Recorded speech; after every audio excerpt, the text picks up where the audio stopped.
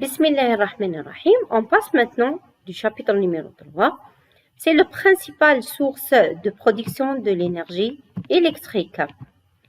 Donc, l'intérêt de ce chapitre est d'avoir ou bien comprendre la différence entre l'énergie fossile et l'énergie renouvelable. Qu'est-ce qu'une énergie fossile? L'énergie fossile, c'est une énergie produite par des rochers formés par la fossilisation d'espèces organiques mortes dans le sol pendant des milliers d'années, d'où le terme fossile. Par exemple, on trouve le charbon, le gaz naturel, le pétrole.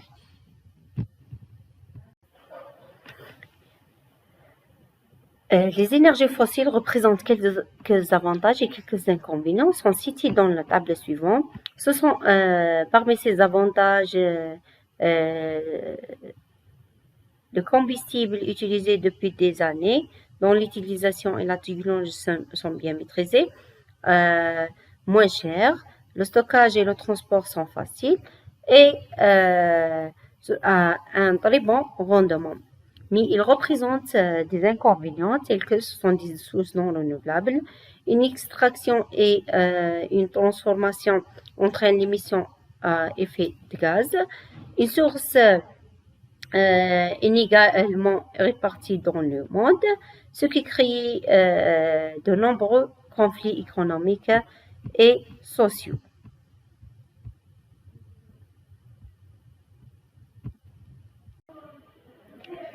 L'électricité fossile peut avoir plusieurs origines. En fonction du combustible, on a le pétrole, le gaz naturel et le charbon. Les énergies renouvelables, ce sont des énergies inépuisables, non polluantes. Ce sont qui proviennent des sources qui renouvellent chaque fois. Par exemple, on parle de l'énergie éolienne, de l'énergie solaire, etc. Elles présentent une alternative intéressante pour les énergies classiques qui sont l'énergie fossile. On peut citer ou bien différencier plusieurs énergies renouvelables.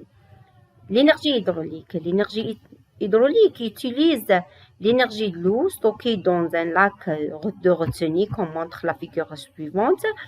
Par le barrage, le central exploite l'énergie potentielle créée dénivelée de chute d'eau. Voilà.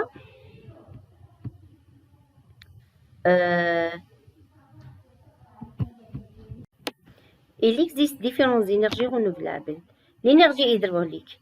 L'énergie hydroélectrique utilise l'énergie de l'eau stockée dans un lac retenu par un barrage. Le central exploite l'énergie potentielle créée par un dénivelé de chute d'eau. Une conduite forcée située en contrebas propulse l'eau sur les pales d'une turbine, le remise ensuite dans le milieu naturel par un canal de fuite. L'énergie hydraulique est convertie en énergie électrique via une turbine. Cette turbine est reliée avec un alternateur. La puissance de ce central dépend du débit de l'eau.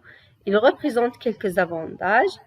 La disponible à grande échelle, pas d'émission par CO2, c'est une ressource fiable, bon rendement énergétique, mais l'inconvénient majeur, c'est la dégradation de l'environnement liée à la mise en place de barrages, l'investissement initial élevé et l'entretien onéreux. L'énergie solaire. Le rayonnement solaire peut être utilisé pour, par exemple, produire de l'électricité ou bien pour chauffage de l'eau. On distingue deux façons d'exploiter de l'énergie. L'énergie solaire photovoltaïque et l'énergie solaire thermique. Pour l'énergie solaire, les panneaux solaires ou bien l'énergie solaire photovoltaïque, il est constitué des panneaux solaires qui reçoivent directement l'énergie rayonnante est convertie en énergie continue. Ils sont très utilisés pour l'alimentation des sites isolés en associant avec des autres systèmes de stockage, comme montre la figure suivante. Pour les énergies solaires thermiques, consiste à utiliser l'énergie thermique obtenue par le rayonnement solaire pour chauffer le fluide en fonction de sa température et utiliser pour produire de l'eau chaude et même vapeur. Il représente quelques avantages. Parmi les avantages de l'énergie solaire, c'est une énergie renouvelable, inépuisable, avec un coût minimal de maintenance et de coût d'installation, favorable pour les sites isolés, mais il représente quelques avantages. L'efficacité énergétique ou bien le rendement est assez faible. La performance est fonction du temps, puisque cette source n'est pas toujours disponible. Par exemple, lorsqu'on a un ciel généralement nuageux, ils ne produisent pas de l'électricité. L'autre énergie renouvelable est l'énergie éolienne. Cette énergie est utilisée depuis longtemps, en particulier pour la navigation à voile, mais aussi pour le moulin à vent pour remonter l'eau depuis ou pour moudre du grain. Cette énergie représente aussi des avantages et des inconvénients. C'est une énergie renouvelable. C'est l'énergie le moins chère des énergies renouvelables. La production d'énergie éolienne ne produit pas les émissions par effet de serre ou bien les émissions de CO2. Ne présente pas un risque comme l'énergie nucléaire. C'est une source qui répond aux besoins locaux en énergie. En fonctionnement, les énergies peuvent facilement être arrêtées, contrairement au procédé continu de la plupart des centrales thermiques ou bien des centrales nucléaires.